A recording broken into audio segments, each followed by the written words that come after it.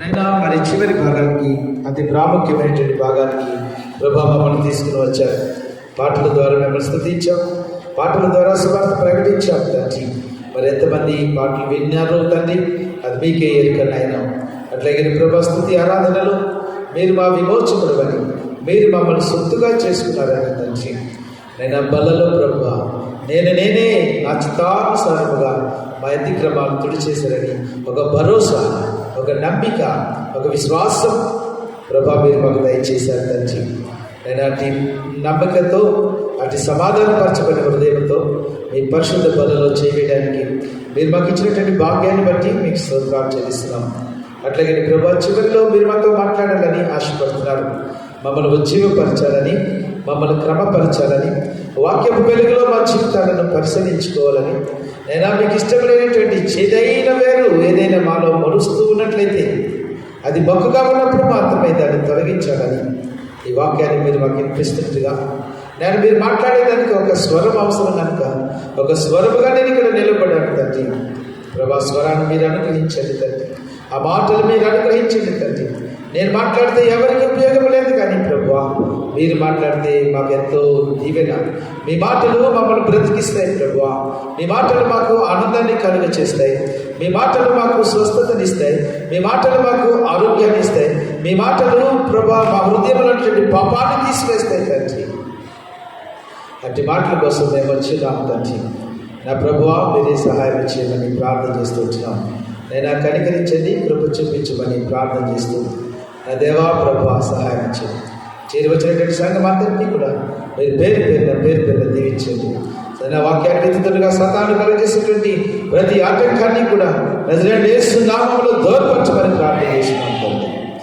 ఈ కాంపౌండ్ చుట్టూ మీ రక్త ప్రోక్షణ ఉంచండి తండ్రి. ఇక్కడ వాడబడుతున్న ప్రతి వస్తువు మీ రక్త ప్రోక్షణ ఉంచండి.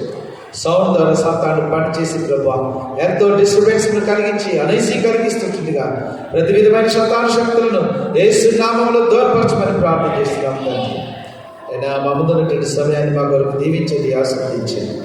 ఘనత మహిమ ప్రభావం మీకే చెల్లించుకుంటూ యేసు క్రీస్తు వారి నామములో స్తుతించి వేడుకొనుచున్నాము తండ్రి.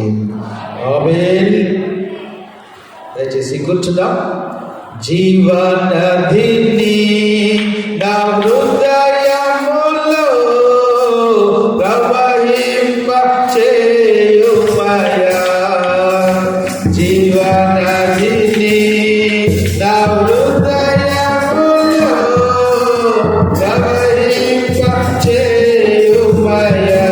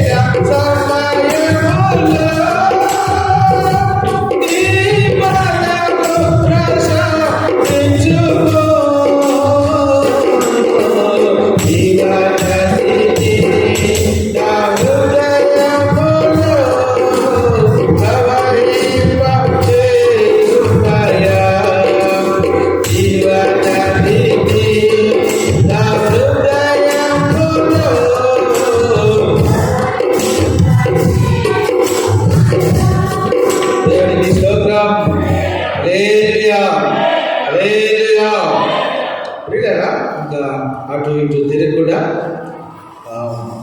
ప్రియులారా యవనస్తులు నేర్చుకోవాల్సింది ఏంటంటే మీరు ముందు రావాలి. మీరు ముందు వచ్చి ఆ సౌండ్ సిస్టమ్ ఇవి ఎలా పనిచేస్తుందో అప్పుడు చెక్ చేసుకోవాలి. కానీ ప్రజలందరూ వచ్చిన తర్వాత మీరు వాళ్ళ మధ్యలో దాటుకుంటూ ఆ అసలు ఇది హెబ్రోన్ సంఘం క్రమం కానే కాదు. మీరు ఆ పనిలో బిజీ అయితే ఎప్పుడు వాక్యాన్ని వింటారు? పని చేస్తున్నామని కాదు, కానీ బాధ్యత ఉండాలి. సో బాధ్యత కలిగి పని చేస్తే దేవుడు మనల్ని బహుగా దీవిస్తాడు. సౌండ్ సిస్టమ్ కావాలని, లేకపోతే ఇంకోటి కావాలని మనందరికీ తెలుసు. యవనస్తులు ఏం చేయాలంటే ముందు వచ్చి వాటిని సెట్ చేసుకుని కార్యక్రమానికి ఏమాత్రం కూడా డిస్టర్బెన్స్ లేకుండా మీరు ప్రార్థనాపూర్వకంగా రావాలి. మీరు ప్రార్థనాపూర్వకంగా రాకపోతే సాతానుడు మీ ద్వారా పనిచేసి మొత్తం కార్యక్రమాన్ని చెడగొట్టడానికి వాడు ప్రయత్నం చేస్తాడు. ఆ రోజు వాడు నెగ్గినట్లుగా భావించి వాడు ఎంతో హ్యాపీగా ఫీల్ అవుతాడు. అందుకు కారణం చెప్పండి, కారణాలు. కాబట్టి దేవుని పరిచర్యని చాలా జాగ్రత్తగా చేయాలి, విధేయతతో చేయాలి, క్రమముతో చేయాలి. అప్పుడే మనకి ఆశీర్వాదాలు వస్తాయి. సరే, ఇంకెవరైనా బయట ఉండిపోతే దయచేసి లోపలికి వచ్చేసేది. ఇంకేమైనా సరే లోపలికి వచ్చి పరిశుద్ధ గ్రంథాన్ని చేత పట్టుకుని దేవుని యొక్క వాక్యం మన మొట్టమొదటిది, మిగతాది వాక్యం తర్వాతనే ఏ పని అయినా సరే జాగ్రత్తగా వాక్యాన్ని విందాం. దేవునికి స్తోత్రం. హల్లెలూయా. ప్రియులారా, పోయిన వారంలో ప్రభువు మన గమనానికి తీసుకొచ్చినటువంటి మాట ఏంటంటే, ఓ మోషే, ఇంకా ఎర్ర సముద్రం చేర్చడం గురించి ఇంకా చెప్పట్లేదు. ప్రియులారా, ఆ రోజున ప్రభు అన్నాడు, మోషే, నువ్వెందుకు నాకు మొదలు పెడుతున్నావు? నీ చేతిలో ఉన్నదేంటి అనేటువంటి మాట నిర్గమకాండము 4వ అధ్యాయం 2వ వచనంలో కూడా మాట మనకు కనపడుతుంది. ఇప్పుడు మనం చదువుకునేటువంటి వాక్య భాగంలో కూడా ఉంది. అట్లాగే నిర్గమకాండము 4వ అధ్యాయం 2వ వచనాన్ని నేను చదువుతున్నాను, చూడండి. యెహోవా నీ చేతిలో ఏమిటి అని అతనిని అడిగాను. అందుకతడు కర్ర అనెను. ప్రియులారా, దేవుడు మోషే చేతిలో ఉన్నటువంటి కర్రకు శక్తినిచ్చి దాని ద్వారా అద్భుతమైనటువంటి కార్యాలు జరిగించినట్లుగా పోయిన వారంలో మనం చూసాము. ప్రియులారా, అట్లాగనే కొంతమంది వ్యక్తులను నేను చూపించాను పరిశుద్ధ గ్రంథంలో. వాళ్ళ చేతుల్లో ఉన్నటువంటిది ప్రభు చేతిలో పెట్టినప్పుడు అది ఎంత అద్భుతకరంగా వాడబడిందో అనేటువంటిది కూడా మనం చూసాం.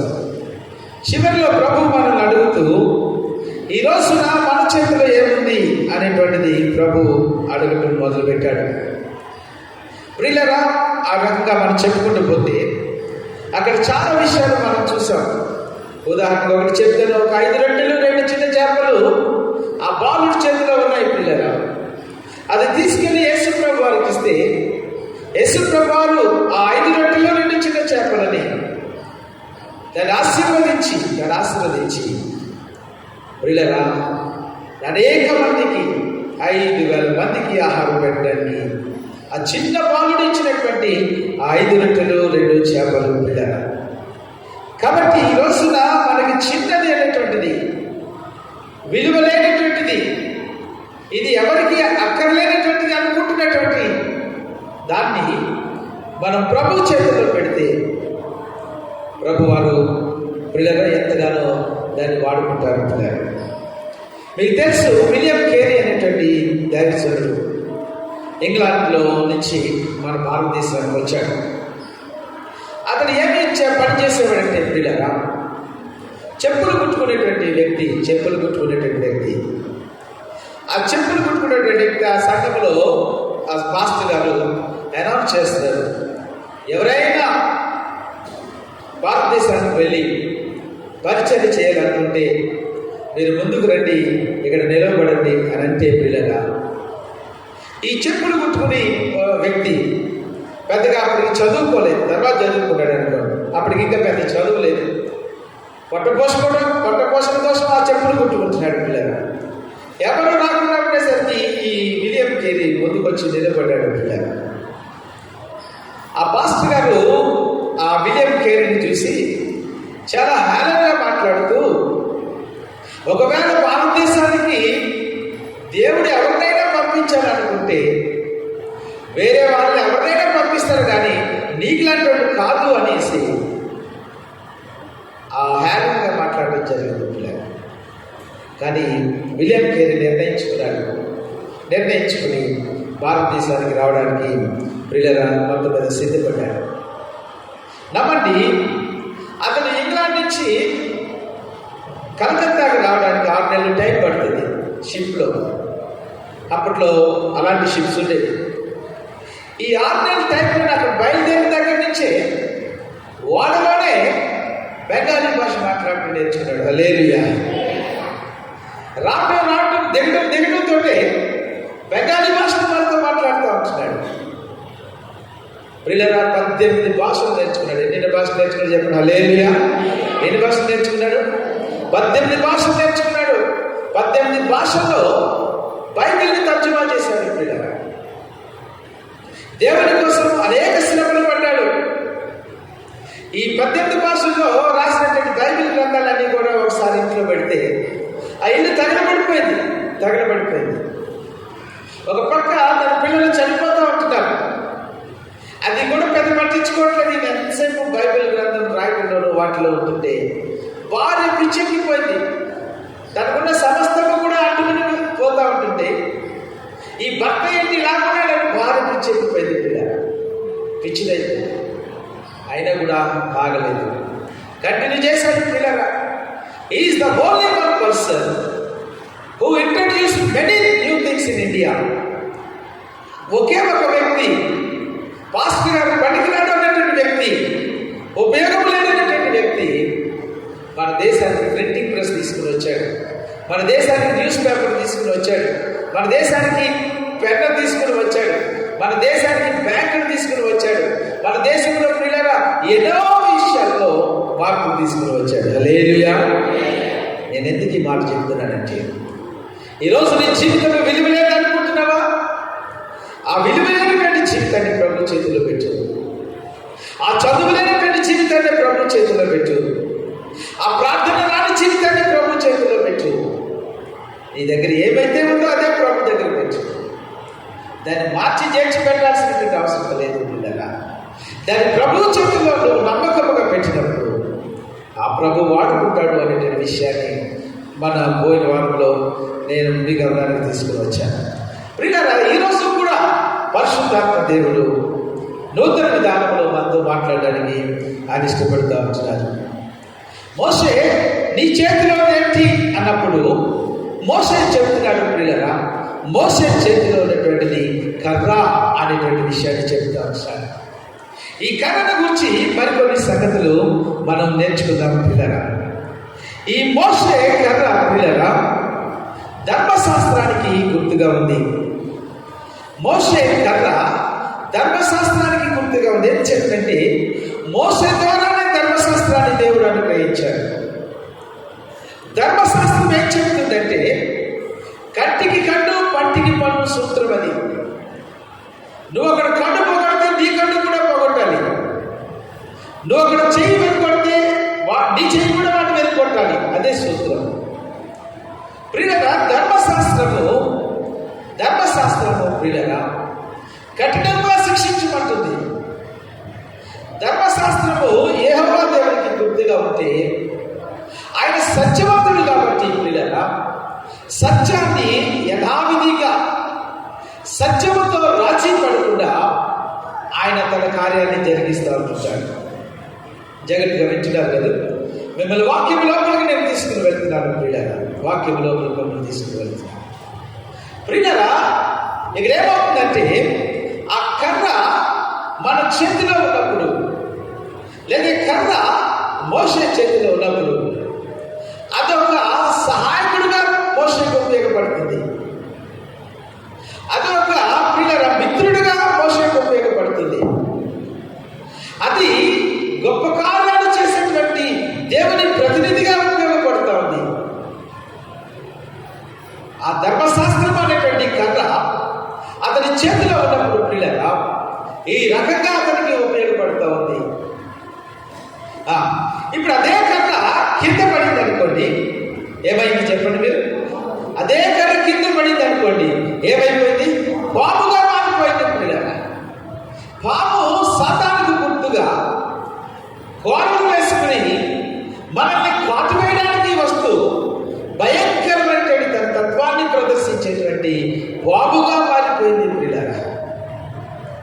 జాగ్రత్తగా ఈ మాటలు మీరు ఆలోచిస్తూ ఉంటే, ఈ ధర్మశాస్త్రము అనేటువంటిది, ఈ పరిశుద్ధ గ్రంథం అనేటువంటిది మన చేతుల్లోనూ మన హృదయంలోనూ ఉన్నప్పుడు ఇది మనకు ఒక మిత్రుడుగా, ఇది మనకు ఒక మార్గదర్శకుడుగా, ఇది మనకు ఒక సహాయకుడుగా, ఇది ఒక మనల్ని నడిపించేటువంటి వ్యక్తిగా మనల్ని నడిపిస్తూ పరిశుద్ధతలో పవిత్రతలో పెంచడానికి ఈ ధర్మశాస్త్రం ఉపయోగపడుతుంది. అదే ధర్మశాస్త్రాన్ని పిల్లరా మనము తోలనాడినప్పుడు, అదే పరిశుద్ధ గ్రంథాన్ని మనం చదవకుండా దాన్ని నెగ్లెక్ట్ చేయకుండా ఉన్నప్పుడు అదే పరిశుద్ధ గ్రంథము పాముగా మారిపోయి, అదే గ్రంథం పాముగా మారిపోయి మనల్ని కాటు వేసేటువంటి ప్రమాదం కూడా ఉంది. హల్లెలూయా, హల్లెలూయా.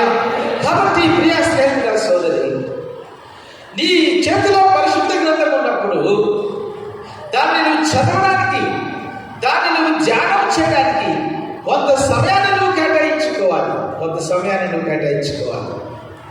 మీ సమయాన్ని మీరు కేటాయించుకుంటారు కదా. ఉదయం లేచిన తర్వాత బ్రష్ చేసుకోవడానికి, టిఫిన్ చేసుకోవడానికి, స్నానం చేయడానికి, ఉద్యోగాలకు వెళ్ళడానికి, 8 గంటల 9 గంటల ఉద్యోగం చేయడానికి, ఆ తర్వాత కొంత సమయం మీ పర్సనల్ సమయం ఉంటుంది. ఆ తర్వాత మీరు నిద్రపోవడానికి కూడా కొంత సమయం ఉంటుంది. ఇట్లాగా మీకేంటంటే సమయాన్ని మనం కేటాయించుకున్నట్లుగా పరిశుద్ధ గ్రంథాన్ని ధ్యానం చేయడానికి, పరిశుద్ధ గ్రంథాన్ని చదవడానికి మనము సమయాన్ని కేటాయించుకోవాలి. రెండవది ప్రియులారా, పరిశుద్ధ గ్రంథంతో మనం బహు జాగ్రత్తగా దాన్ని మనం వాడుకున్నప్పుడు అది మనకి మిత్రుడుగా, అది మనకి సహాయకుడుగా, అది మన దైనందిన జీవితాల్లో మనకు సహాయపడుతూ మన మార్గంలో మనం నడిచే విధంగా ఆ పరిశుద్ధ గ్రంథము మనకు సహాయపడుతుంది. ఈ పరిశుద్ధ గ్రంథంతో నాకు పని లేదు, దీనితో నాకు ఏమీ అవసరం లేదు అని అనుకున్నప్పుడు పిల్లరా అది మనల్ని కాపు వేయడానికి, లేకపోతే తప్పుడు మార్గంలో వెళ్ళిపోవడానికి అవకాశం ఉంటుంది. పిల్లరా మోషే కర్ర ధర్మశాస్త్రాన్ని సూచిస్తూ ఉంటుంటే ఇక రెండవ కర్ర ఉంది పిల్లరా. రెండవ కర్ర ఏంటంటే అహరోను కర్ర పిల్లరా. అహరోను కర్ర దేనికి సాదృశ్యంగా ఉందంటే కృపకు సాదృశ్యంగా ఉంది పిల్లలు. కృపకు సాదృశ్యంగా ఉంది. అహరోను చేతిలో ఉన్నటువంటి కర్ర కూడా ఒక చెట్టు నుంచి చెక్కబడినటువంటి కర్ర. ఆ చెట్టే జీవవృక్షము పిల్లలు. ఎండిపోయినటువంటి ఆ కర్ర, వాడిపోయినటువంటి ఆ కర్ర ఆ మందసభలో పెట్టబడినప్పుడు అది చిగురించింది పిల్లలు, చిగురించింది.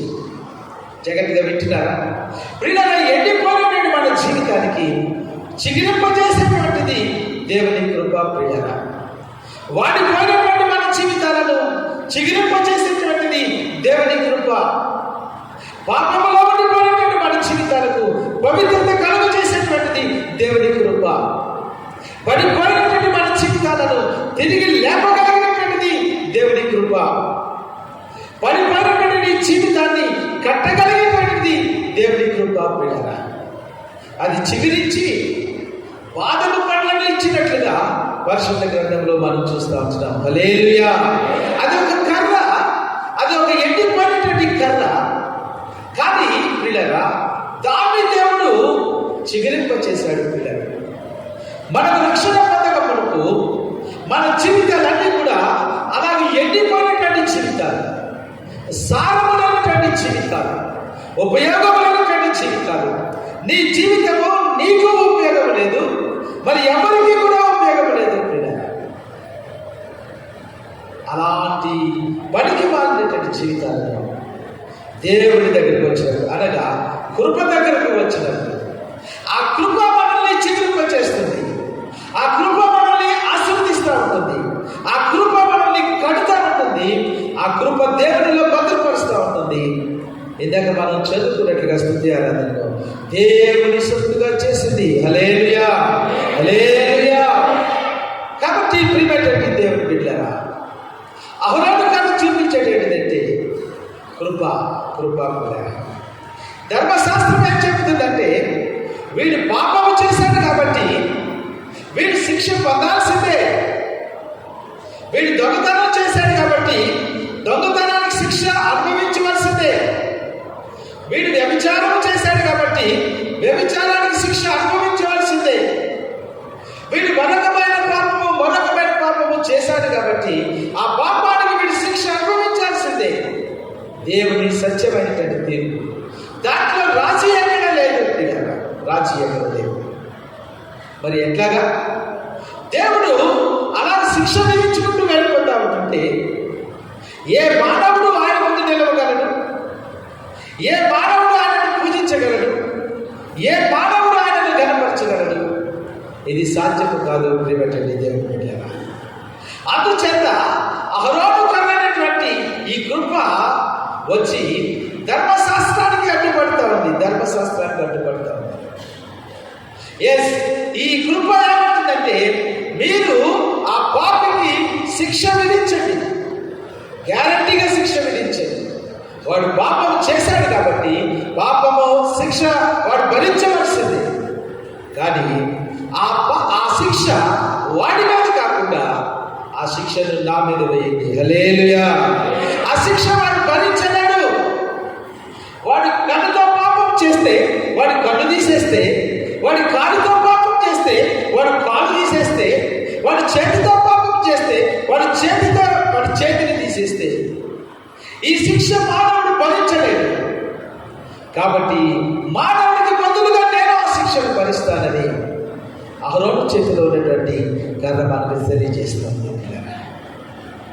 కాబట్టి ఈ ధర్మశాస్త్రము అనేటువంటిది నిలువ కర్ర అనుకుంటే, సిలువకు ఉండేటువంటి నిలువ కర్ర అనుకుంటే, అహరోను చేతిలో ఉండేటువంటి ఈ కర్ర కృపగా మనకు అడ్డుగా వచ్చి సిలువ తయారయ్యింది. ఆ సిలువలో యేసు ప్రభువు వేలాడటం జరిగింది. హల్లెలూయా, హల్లెలూయా. అందుచేతనే పరిశుద్ధ గ్రంథంలో ప్రియులారా కృపా సత్యములు కలుసుకొనినవి అనేటువంటి మాట ఉంటుంది. కృపా సత్యము కలుసుకున్నది. సత్యము చెప్తుంది వాడికి శిక్ష విధించాలని. ప్రియులారా కృప చెప్తుంది వాడి శిక్షను నా మీద వేయాలని. ప్రియులారా ఈ సంఘటన మీకు తెలిసి ఇద్దరు అన్నదమ్ములు ఉన్నారు, కవల వాళ్ళు. ఇద్దరిని పోలిక మనం పట్టుకోలేము. అన్న బాగా చదువుకున్నాడు, బాగా చదువుకుని పిల్లరా జడ్జి అయ్యాడు, తీర్పులు చెప్పేటువంటి జడ్జి అయ్యాడు. తమ్ముడు జులాయిగా తిరుగుతూ చదువు అప్పలేదు. చదువు అప్పకుండా పిల్లరా ఆ గుర్రం మీద వెళ్తూ పోకిరీ చేస్తూ ఇలా జరిగినప్పుడు ఒకసారి గుర్రం మీద వెళ్ళినప్పుడు పిల్లరా ఎవరినో టీ కొడితే తీసుకెళ్ళి లోపల పెడితే అన్నయ్య తన ఇన్ఫ్లుయెన్స్ ఉపయోగించి ఏం చేసేది తమ్ముడు విడిపించాడు. మరొకసారి ఆ గుర్రం మీద అప్పటికి బుద్ధి రాకుండా వాడికి ఇంకా పనులు చేస్తూ ఒక రోజున ఈ గుర్రం వల్ల ఒకటి తొక్కించేసి వెళ్తే వాడు చనిపోతే తీసుకెళ్ళి జైల్లో పెట్టారు. అన్నకి ఏం చేయాలో తెలియట్లేదు, తీసుకొచ్చారు జైల్లో, కోర్టులోకి తీసుకొచ్చారు. కోర్టులోకి తీసుకొస్తే పిల్లరా అన్న బాధపడుతున్నాడు, తమ్ముడు సంతోషంగా ఉన్నాడు. ఎందుకు చెప్పండి? అన్నయ్య బాధపడుతున్నాడు, తమ్ముడు సంతోషంగా ఉన్నాడు. ఎందుకని? అన్నయ్య ఏమనుకున్నాడంటే వీడు చేసినటువంటి పనికి ఉరి శిక్ష వేయాలి, వీడిని చెప్పాలి, వీడిని ఎట్లా చెప్పాలి రా బాబు అని అన్నయ్య ఆలోచన చేసుకుంటాడు. తమ్ముడు ఏమనుకుంటాడంటే మా అన్నయ్య కదా అక్కడ ఉన్నవాడు కాబట్టి మా అన్నయ్య నాకు ఎలాగైనా నాకు ఇక్కడి నుంచి నన్ను విడుదల చేసేస్తాడు, నాకేం పర్లేదు అని సంతోషముఖంతో ఉన్నాడంట. ప్రియులరా అన్నయ్య శిక్ష రాసేశాడు. ఎవరి వల్లైతే హత్య జరిగిందో అతనికి పలానా రోజున ఉరి తీయాలనేసి ఆయన శాసనము తీర్పిచ్చేశాడు. తీర్పిచ్చేసినప్పుడు అందరూ ఆశ్చర్యపోతున్నారు, తమ్ముడు కూడా ఆశ్చర్యపోతున్నాడు. అయ్యో మా అన్న నన్ను రక్షించలేదు, మనం రక్షించలేదు. అందరూ అంటున్నారు అయ్యయ్యో తమ్ముడికి ఇలాంటి శిక్ష విధిస్తారా? ఇదేంటి జడ్జి వీడు? ఎంత జడ్జి అయితే మాత్రం తమ్ముడికి ఆ శిక్ష నుంచి తప్పించవచ్చు కదా. తమ్ముడు అనేది అసలు ఆలోచన లేదు అతనికి, ఎంత కఠినుడు అని అందరూ అనుకుంటారు. ఎవరు అనుకున్నా ఇంకా ఆయన తీర్పు రాసేస్తుంది కాబట్టి దాన్ని మార్చడానికి లేదు. ప్రియులారా ఆ రాత్రి అన్న వచ్చాడు, జైల్లోకి వచ్చాడు. తమ్ముడు ఉన్నటువంటి ఆ సెలలోకి వెళ్ళాడు. ఏమన్నాడంటే, ఇదిగో నేను వేసుకొచ్చినటువంటి ఈ కోటు, ఈ బట్టలు నువ్వు వేసుకుని నువ్వు ఇక్కడి నుంచి బయటికి వెళ్ళిపో. అన్న ఎందుకు అలాగంటే, నువ్వేం మాట్లాడకుండా నువ్వు ఇక్కడి నుంచి వెళ్ళిపో, మిగతా సంగతి నేను చూసుకుంటాననేసి తమ్ముడు బట్టలు అన్న వేసుకున్నాడు. అన్న బట్టలు తమ్ముడు వేసుకుని పిల్లలు బయటకు వచ్చేసాడు. నీకు అర్థమైపోతుంది కదా. ఆ రోజు గురి తీసేటువంటి రోజు వచ్చేసింది. వీళ్ళెవరు గమనించలేదు, పోలీసులు కానీ లేకపోతే ఆ జైల్లో ఉన్నటువంటి సిబ్బంది కానీ ఎవరు గమనించలేదు. తమ్ముడికి బదులుగా అన్నను ఉరి తీశారు. హల్లెలూయా, హల్లెలూయా. ప్రియమైనటువంటి దేవుని బిడ్డలారా, నీకు బదులుగా యేసు ప్రభువారు శిక్ష పొందారు. దానినే మనం కృప అంటాం. మనం పరిగెత్తి చేసినటువంటి పాపాల కోసం యేసు ప్రభువారి పాదాలలో మేకులు కట్టబడి, మన చేతులతో చేసినటువంటి పాపాల కోసం ఆయన పవిత్రమైనటువంటి చేతులలో మేకులు కట్టబడి, ఓ ఎవరి బిడ్డ, నువ్వు తలంపులతో చేసినటువంటి పాపాల కోసం ఆయన తల మీద ముళ్ళ కిరీటం కట్టబడింది. నీ హృదయంలో చేసినటువంటి పాపాల కోసం ఆయన ప్రక్కపు బల్లెపు కొడుకు పెంచుకుంటాడు. ఇంక ఏం చేయాలి కృప నీ కోసం? ఇంక ఏం చేయాలి మన కోసం? ఆ కృప చేయగలిగింది అంతా కూడా మన కోసం చేసేసింది. ఆ కృప తన ప్రాణాన్నే పోగొట్టుకున్నది. ఆ కృప తన సర్వస్వాన్ని మనకి చేసింది. ఈరోజు నేను విమోచించబడేటువంటి వ్యక్తిగా చేసింది. మోషే కర్ర ధర్మశాస్త్రానికి గుర్తయితే పిల్లరా, అహరోను కర్ర కృపకు గుర్తుగా ఉన్నాయి. యెషయా గ్రంథం 53 మనం చదువుతాం. అతనికి స్వరూపమైన సొగసనేది లేదు, వ్యాధి కలిగినటువంటి వాడిగా చేశాడు. అతని నలుగు కొట్టుటకు ఆయనకి ఇష్టమైన. ప్రియమైనటువంటి దేవుని ఎన్ని యుగాలైనా, ఎన్ని సంవత్సరాలైనా ఆ రక్షణ కార్యము నీ హృదయంలో జరిగినప్పుడు కళ్ళంతో నీళ్ళు మనకి అప్రయత్నంగా వస్తాయి. నేను ఎప్పుడు కూడా ఆలోచన చేసుకుంటూ ఉంటాను పిల్లగా, నేను ఎంత పాపినా అనేటువంటిది మీకు తెలిసిన దానికంటే కూడా నా జీవితాన్ని బట్టి నాకు ఎక్కువ తెలుసు నేను ఎంత పాపిని అనేటువంటిది. అంత పాపిని ప్రభు వారు ఎంతగా క్షమించారు అన్నప్పుడు పిల్లగా, నేను కలంతో నీళ్ళు వస్తూ ఉంటుంటా, ఏడ్చుకుంటా ఉంటాను పిల్లగా. ప్రభు మార్చినటువంటి విధానం అది. మీ జీవితంలో అద్భుత కార్యం జరిగిందా? మీ జీవితంలో అతి అద్భుత కార్యం జరిగిందా? ప్రభు నన్ను క్షమించాడు, నా పాపాన్ని నుంచి విడిపించాడు. నేను సాతాను దగ్గర ఉండిపోయి వాడి సొత్తుగా ఉన్నప్పుడు దేవుడు నన్ను విడిపించి నన్ను ఆయన సొత్తుగా చేసుకున్నాడు అనేటువంటి మాట నీ హృదయంలో ఎక్కువలాగా పనిచేయాలి. నువ్వు డ్యూటీకి వెళ్తున్నా నువ్వు దేవుని సొత్తు అని, నువ్వు పని చేస్తున్నా, ప్రయాణం చేస్తున్నా, ఏది చేస్తున్నా అనేటువంటి మాట మనకి ఎక్కువగా వినిపించాలి. నేను క్షమించబడినటువంటి వ్యక్తిని, నేను కృప పొందినటువంటి వ్యక్తిని అనే మాట మనకి ధ్వనించాలి మన చెవులలో. ప్రియమైనటువంటి దేవుని బిడ్డలారా, ఈ పరిశుద్ధ గ్రంథాన్ని ఇది ఎంత విలువైనటువంటి గ్రంథము. ప్రియమైనటువంటి దేవుని బిడ్డలారా, ఈ పరిశుద్ధ గ్రంథములో మాటలు సాక్షాత్తు దేవుడు మనకి ఇచ్చినటువంటి మాటలు పిల్లగా. మిగతా గ్రంథాల లాగా ఇది ఇతిహాసాలు కాదు, ఏదో ఊహించి రాసినటువంటి కల్పన కథలు కాదు. ఈ పరిశుద్ధ గ్రంథము అనేక మంది జీవితాలను మార్చినటువంటి గ్రంథము పిల్లగా. ఈరోజు వర్తమానం ఏంటంటే పిల్లగా, పరిశుద్ధ గ్రంథం యొక్క విశిష్టత, the word of the God, the importance of the God, the importance of the word of the God అనేటువంటిది మనకు తీసుకుని వస్తాడు. ఇది ఎందుకు చేతనంటే పిల్లగా, ఇది మోషే చేతిలో ఉన్నప్పుడు ఒక సహాయకుడిగా, ఒక మిత్రుడిగా, ఒక నడిపించేటువంటి దానిగా, అద్భుతాలు చేసేటువంటి దానిగా ఎలాగైతే ఉపయోగపడింది. ఈరోజు క్రైస్తవులుగా ఈ పరిశుద్ధ గ్రంథము మన చేతిలో ఉంటే పరిశుద్ధ గ్రంథాన్ని ఎలాగో వివరించారో పిల్లరా, దాన్ని చెప్పడానికి నేను ప్రయత్నం చేస్తున్నాను.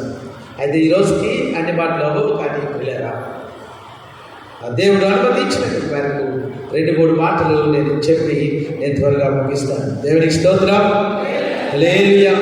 పిల్లరా, ఇంగ్లాండ్లో విక్టోరియా రాణి అనేటువంటిది ఆమె ఉంది. ఆమె యవ్వన కాలంలో తన భర్త యుద్ధానికి వెళ్ళినప్పుడు బాగా యవ్వన కాలంలో ఆమె భర్త చనిపోయాడు. ఆ భర్త చనిపోయిన దగ్గర నుంచి ఈ రాజ్యభారం అంతా కూడా ఈమె మీద పడింది. ఈ విక్టోరియా రాణిని చాలా మంచి రాణి అంటారు. ప్రజల యొక్క కష్టాలను తెలుసుకుని పరిపాలించినటువంటి రాణిగా మొత్తం ప్రపంచమంతా కూడా పిల్లరా ఆమెను అభివర్ణిస్తూ ఉంటుంటారు. ఆమె వృద్ధాప్యానికి వచ్చినప్పుడు కొంతమంది విలేకరులు వెళ్ళి ఆమెను ప్రశ్నించారు. అమ్మా, మీ పరిపాలన చాలా సుభిక్షంగా ఉంది. మీ పరిపాలనలో ప్రజలందరూ కూడా శాంతి సమాధానంతో ఉంటున్నారు. ఇంత గొప్ప పరిపాలన మీరు అందించడానికి కారణం ఏంటి? ఎక్కడ నేర్చుకున్నారు? ఎవరి దగ్గరైనా ట్రైనింగ్ తీసుకున్నారా? లేకపోతే ఎట్లాగా మీకు ఇలాంటి తెలివితేటలు వచ్చినాయి అంటే పిల్లరా ఆమె తీసుకుని ఆమె చెప్పినటువంటి మాట ఏంటంటే ఆ టేబుల్ మీద పెట్టబడినటువంటి పరిశుద్ధ గ్రంథాన్ని చూపిస్తుంది. ఈ పరిశుద్ధ గ్రంథము నేను నా దేశాన్ని ఎలా పరిపాలించాలో, నా ప్రజలను నేను ఎలాగ చూసుకోవాలో నాకు నేర్పినటువంటి గ్రంథము. అది నేను చదవడం ద్వారా మంచి పరిపాలన నేను అందించాను. గొప్పతనం నాది కాదు, ఆ గొప్పతనం అంతా పరిశుద్ధ గ్రంథంలో ఉంది. హల్లెలూయా, హల్లెలూయా. ప్రియమైనటువంటి దేవుని బిడ్డలారా, ఇది మనల్ని ఎలాగో నడిపిస్తుంది అనేటువంటిది నేను చాలా విషయాలు మీ గమనానికి నేను తీసుకుని వస్తాను. అయితే ఒక్కొక్కటిగా నేను మీ గమనాన్ని తీసుకుని వస్తాను. ఇప్పుడు ఎందుకు చేత ఈరోజు కొంచెం అనీజీగా ఉంది, గొంతుగా అంతగా సహకరించట్లేదు కనుక కొంచెం మీరు నాతో అడ్జస్ట్ అవ్వాలని మనం చేస్తాను. రోజు వచ్చేటట్లుగా అంత క్లియర్గా నా గొంతుకు రావట్లేదు. నేను ఈ మాటలు చెప్పడానికి చాలా కష్టపడవలసి వస్తూ ఉంటుంది. అయినప్పటికీ నీ ప్రియులరా, ప్రభు కృపను బట్టి మనం ముందుకు సాగుతాం. ప్రియులరా, భక్త్ సింగ్ గారు ఆయన ఎప్పుడు కూడా ఆయన దగ్గర చాలా మంది సేవకులు ఉంటారు. ప్రియులరా, ఎప్పుడు కూడా ఈ పరిశుద్ధ గ్రంథం ఉన్నటువంటి దాన్ని లేదా పరిశుద్ధ గ్రంథం ఉన్నటువంటి బ్యాగ్ని కానీ ఆయన ఎవరికి ఇవ్వడు. మిగతా సూట్ కేసులు మోస్తారేమో, మిగతా పరిచయం చేస్తారేమో, కానీ ఆయన గ్రంథాన్ని ఎవరిని మోయడం. ఆయన గ్రంథము ఆయనే మోసుకుని మీరు ఎప్పుడైనా ఫోటోలో చూస్తే ఈ గ్రంథాన్ని ఇలా హృదయానికి దగ్గరగా పెట్టుకుంటాడు. ఈ పరిశుద్ధ గ్రంథము అనేటువంటి పేరు ప్రియులరా, ఒకవేళ ఫోటో తీస్తే ఫోటోలో కూడా పడాలి. హల్లెలూయా. ప్రియులరా, ఈ పరిశుద్ధ గ్రంథాన్ని ఆయన ఎంత విశ్వసించాడు అంటే ఒక్క పొల్లు కూడా దాంట్లో పోకుండా నమ్ముతాడు. ప్రియులరా, అంత నమ్మకం దేవుని మాట అంటే. ప్రారంభ దినాల్లో ఆ భక్తుడు ప్రియులరా గొప్ప ఆస్తిపరుడు. ఆయన బ్రతికున్నటువంటి దినాలలో ఆయన సిగరెట్ పెట్టే బంగారం సిగరెట్ పెట్టండి. సిగరెట్ పెట్టు ఉంటాయి కదా, కాగితం కాదు, కాగితం పెట్టిలో తీసుకుని పెద్ద ఉన్నవాళ్ళు ఏం చేశారంటే కోటీశ్వరులు ఆ సిగరెట్లన్నీ కూడా దాంట్లో వరుసగా పెట్టుకుంటారు అన్నమాట. ఆ సిగరెట్ పెట్టే బంగారం పెట్టే వాటన్నిటిని వదిలిపెట్టుకుని యేసు ప్రభువుని రక్షకుడిగా తెలుసుకుని మోకాళ్ళ మీద 18 గంటలు చదివేవాడు. 2 గంటలు చదువుతూ చెప్పాలి. నేను అన్నమాట చెప్పి 2 గంటలు చదివాడు. 18 గంటలు మోకాళ్ళ మీద ఉండి ఆహారం కూడా ఉండేది కాదు. యేసు ప్రభువుని బట్టి ప్రియులరా సమస్తాన్ని కోల్పోతే ఒక టీ దొరకడం చాలా కష్టమైంది. ఎవరైనా తీసుకొచ్చి ఆ టీ ఇస్తే రోజంతా టీ ఆయనకి. ఆయన దేవుడి మీద విసుక్కోలేదు. పిల్లగా 18 గంటలు మోకాళ్ళ మీద ఉండి చదివేవాడు. స్నేహితుల సోదరి, ఈ పరిశుద్ధ గ్రంథము నిన్ను నడిపించేటువంటి గ్రంథంగా ఉండాలి. ఈ పరిశుద్ధ గ్రంథంలో ప్రతి మాట నీ హృదయంలో ఉండాలి. పరిశుద్ధ గ్రంథంలో ప్రతి మాట మన నరనరాల్లో ఉండాలి పిల్లరా. కారణం ఏంటంటే మన నరనరాల్లో ఉన్నటువంటిది పాపము. ఈ పరిశుద్ధ గ్రంథాన్ని మనం చదువుతూ ఉంటుంటే మన నరనరాల్లోకి ఈ దేవుని యొక్క వాక్యం వెళ్ళాలి. స్నేహితుల సోదరి, ఇంకా చాలా విషయాలు ఉన్నాయి. నేను చాలా సంతోషం ఈ గ్రంథాన్ని గురించి చెప్పడం. అంతకు మించిన సంతోషం ఏంటంటే పిల్లరా, ప్రభువు నన్ను ఈ గ్రంథాన్ని చదవడానికి కొంచెం చదివించాడు. హల్లెలూయా, హల్లెలూయా. నేను గొప్పగా చదువుకోకపోయినప్పటికీ కూడా పిల్లరా, ఏదో తెలుగైనా వచ్చి ఆ గ్రంథాన్ని చదివేటటువంటి భాగ్యాన్ని ప్రభువు వచ్చారు కనుక నాకు టైం ఉంటే ఎక్కువ బైబిల్ గ్రంథాన్ని చదవడానికి ఇష్టపడతాను. చాలా సంతోషం నాకు. ఎయిర్పోర్ట్లో బైబిల్ గ్రంథం చదువుతాను, రైల్వే స్టేషన్లో బైబిల్ గ్రంథం చదువుతాను, బస్ స్టాండ్లో బైబిల్ గ్రంథం చదువుతాను, మా స్కూల్లో బైబిల్ గ్రంథాన్ని చదువుతాను, ఎక్కడైనా బైబిల్ గ్రంథాన్ని చదువుతాను. గొప్ప కోసం కాకుండా నేర్చుకుందాం, మనందరం కూడా నేర్చుకుందాం. దేవాని దివ్య వాక్యము ఈవిగా మాకు దొరికెను. దేవాని దివ్య వాక్యము ఈవిగా మాకు దొరికెను. హల్లెలూయా,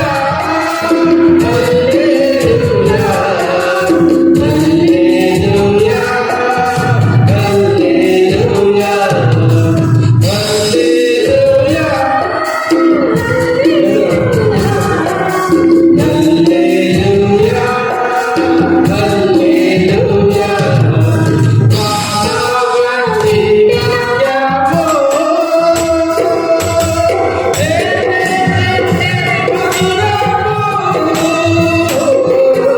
వావంటి వాక్యము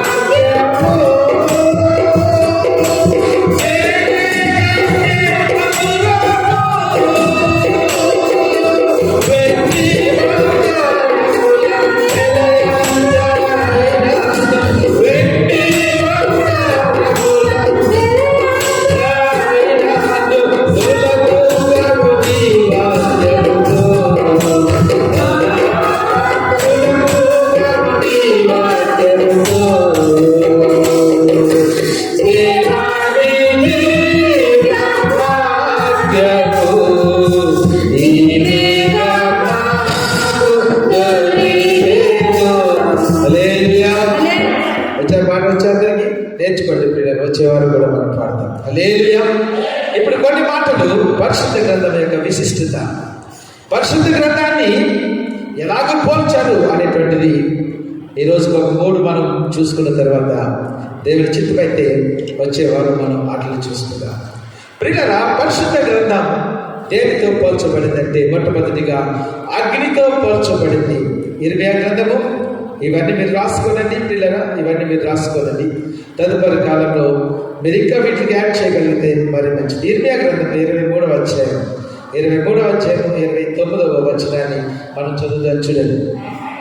నా మాట అగ్ని వంటిది కాదా, బండలను బద్దలు చేయు శుద్ధి వంటిది కాదా. నా మాట అగ్ని వంటిది కాదా. నా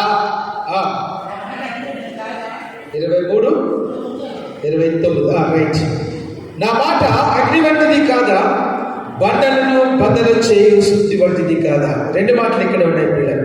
మొట్టమొదటి మాట పిల్లరా, అగ్నితో పోల్చబడింది ఈ గ్రంథము పిల్లలు. అగ్నితో సమానమైనటువంటిది ఈ గ్రంథము.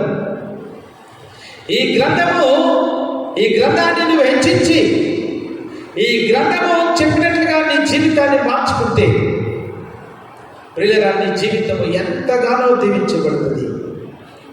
ఈ గ్రంథాన్ని నాశనం చేయాలని, ప్రపంచంలో ఈ గ్రంథాన్ని లేకుండా చేయాలని, అసలు దీన్ని ఉనికే లేకుండా చేయాలని ఎప్పటి నుంచో ప్రయత్నాలు జరుగుతూ ఉంటున్నాయి. ఇప్పటికి ఇంకా కూడా ప్రయత్నాలు జరుగుతూ ఉంటున్నాయి. ప్రియులారా, మీకు తెలుసు చాలా మంది బైబిల్లో తప్పులు పట్టుకుందామని అందుకోసం బైబిల్ చదివే వాళ్ళు ప్రియులారా, కొంత చదివేటప్పటికి వారి జీవితాన్ని ఈ బైబిల్ గ్రంథమే మార్చేస్తుంది. హల్లెలూయా. ఇందులో తప్పులున్నాయి, ఇందులో పొరపాట్లు ఉన్నాయి, దీంట్లో ఏదో కాని విషయాలు ఉన్నాయని ఇది తప్పు అని నిరూపించడానికి స్టార్ట్ చేసిన వాళ్ళందరూ కూడా ప్రియులారా యేసు ప్రభువుని రక్షకుడిగా అంగీకరించారు. మనకు తెలిసినటువంటి సుపరిచితులు, బ్రాహ్మణ కులంలో నుంచి పుట్టినటువంటి దైవజనులు, ఆర్కే మూర్తి గారు అనేటువంటి రేడియో ప్రసంగికులు ప్రియులారా, ఇందులో తప్పులున్నాయని పట్టుకుందామని ఆయన చదువుతూ అంటుంటే ఆయన తప్పునే ఎత్తి చూపిస్తున్నట్టు ఈ పరిశుద్ధ గ్రంథము ప్రియులారా. అగ్ని ప్రియులారా, అగ్ని ఇది దహిస్తుంది, ఇది మనలో మంట పుట్టిస్తుంది. ఏమి దహిస్తుంది అంటే ప్రియులారా, ఈ గ్రంథాన్ని నువ్వు చదవడానికి ఇష్టపడినప్పుడు నీ పాపాన్ని ఎత్తిపెట్టి నీ సహజ రూపాన్ని నీకు చూపించి నీలో ఉన్నటువంటి పాపాన్ని దహిస్తుంది ప్రియులారా. ఆ పాపాన్ని నువ్వు తీసివేసేంత వరకు కూడా అగ్ని మనల్ని దహిస్తూ ఉంటుంది ప్రియులారా. అగ్ని వంటిది ప్రియులారా దేవుని యొక్క వాక్యం. ప్రియులారా, దేవుని ఆ అగ్ని వంటి వాక్యానికి మనం గౌరవం ఇచ్చి మనం దాన్ని సన్మానించి ప్రతిరోజు మోకాల మీదకి వచ్చి చదవలసినటువంటి మనము ప్రియులారా ఎంత నెగ్లిజెన్స్ మనకు తెలుసా? బైబిల్ గ్రంథాన్ని అసలు చదవము, బైబిల్ గ్రంథాన్ని లెక్క చేయము ప్రియులారా. అగ్ని వంటి నీలో ఉన్నటువంటి పాపాన్ని దహించేటువంటిది ప్రియులారా, దహించేటువంటిది. అగ్ని ఆయన పరిశుద్ధతకు గుర్తు ప్రియులారా, అగ్ని ఆయన పరిశుద్ధతకు గుర్తు. ఆయన పరిశుద్ధుడు కనుక దగదగా మరణించినటువంటి అగ్ని వల్ల ఆయన ఉన్నాడని ప్రియులారా పరిశుద్ధ గ్రంథం సెలవిస్తూ ఉంది. ఈ అగ్ని నీకు పరిశుద్ధతను నేర్పిస్తుంది. హల్లెలూయా, హల్లెలూయా. మీకు ఎప్పుడైనా అనుభవం ఉందో లేదో ప్రియులారా, మీరు రక్షణ పొందిన తర్వాత మళ్ళా పాపం చేసేటువంటి అనుభవాలు మన జీవితంలోకి వస్తూ ఉంటుంటాయి ప్రియులారా. అలాంటి అనుభవం వచ్చినప్పుడు ఇది ఎవరికి తెలియదు, కానీ మనలో ఒకలాంటి మంట బయలుదేరుతుంటుంది. ఆ మాటను వ్యక్తిగతం మీకు అనుభవం లేదు, నాకు తెలియదు, కానీ నాకు అనుభవమే. ఆ మాటను వ్యక్తిగతం, ఆ డబుల్ మీనింగ్ మాట ఎందుకన్నా, ఆ చూపు నువ్వు ఎందుకు చూసావు, ఆ చూపు చుట్టూ అవసరమా నీకు, ఆ ప్రదేశానికి వెళ్ళడం నీకు అవసరమా? మండుతూ ఉంటుంది పిల్లలు. ఆ పాపాన్ని ఒప్పుకునేంత వరకు కూడా మనలో మండుతూ ఉంటుంది. పరిశుద్ధతకు గుర్తు ప్రియమైనటువంటి దేవుని బిడ్డలారా, ఈ గ్రంథాన్ని యవన బిడ్డలు చదువుతూ ఉంటుంటే లోకమంతా నీ స్వశక్తితో నువ్వు సంపాదించినటువంటి పరిశుద్ధతను పరిశుద్ధ గ్రంథాన్ని చదవటం ద్వారా నువ్వు నేర్చుకోగలవు. హల్లెలూయా, హల్లెలూయా. యోసేపు ప్రియులారా పరిశుద్ధతను నేర్చుకోవడం కారణం తన ధర్మశాస్త్రం. దేవుని భయం తనలో ఉన్న బట్టి పరిశుద్ధతను నేర్చుకున్నాడు. ప్రియస్నేహితుడా, పరిశుద్ధత కోసమై తెల్ల బట్టలు వేసుకోవాల్సిన అవసరం లేదు. పరిశుద్ధతను ప్రియులారా మనం నటించాల్సిన అవసరం లేదు. ఈ గ్రంథాన్ని నువ్వు చదువుతున్నావు, చదివి చూడండి పిల్లరా, చదివి చూడండి. పాపాన్ని ఎలా మండిస్తుందో మీకు అర్థమవుతుంది. నీ నుంచి అన్ని వెళ్ళిపోతాయి పిల్లలు, అన్ని వెళ్ళిపోతాయి. ప్రతి పాపము నీ దగ్గర నుంచి వెళ్ళిపోతుంటుంది. ప్రియమైనటువంటి దేవుని పిల్లరా, పాపము మీద జయమిస్తుంది. గట్టిగా చెప్పండి హల్లెలూయా, హల్లెలూయా.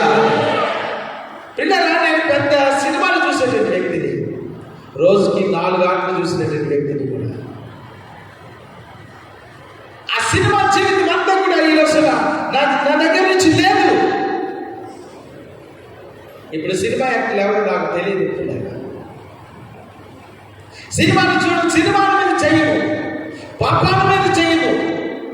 పరిశుద్ధ గ్రంథాన్ని చదవడం ద్వారా నేర్చుకున్నాను. హల్లెలూయా.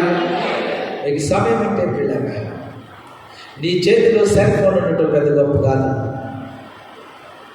నాకు 20,000 రూపాయల సెల్ ఫోన్, 30,000 రూపాయల ఫోన్, ₹1,00,000 సెల్ ఫోన్ ఉండడం పెద్ద గొప్ప కాదు. నీ చేతిలో ఈ పరిశుద్ధ గ్రంథం ఉండటం గొప్ప.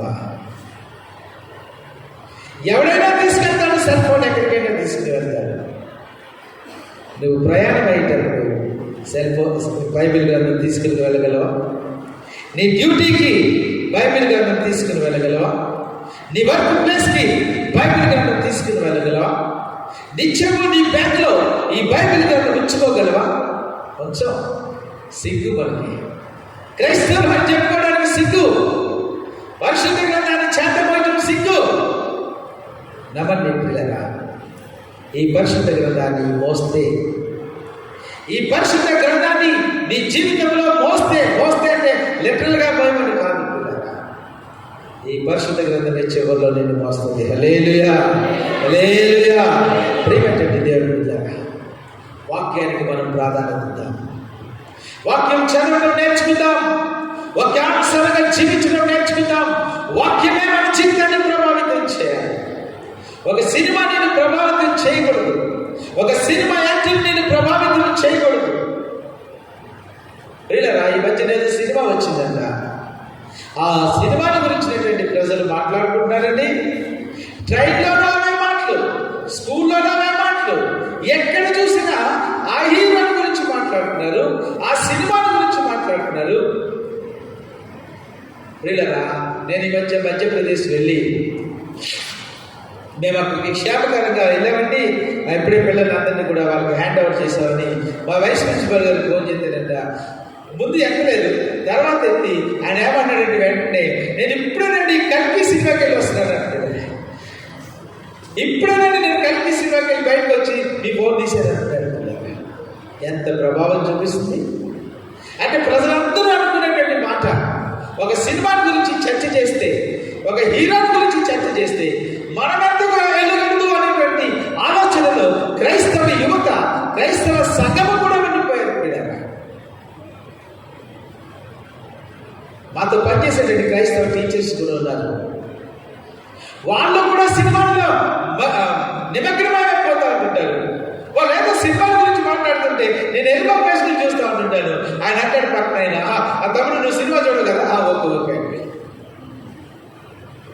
సినిమాలు మనం ప్రభావితం చేస్తున్నాయి.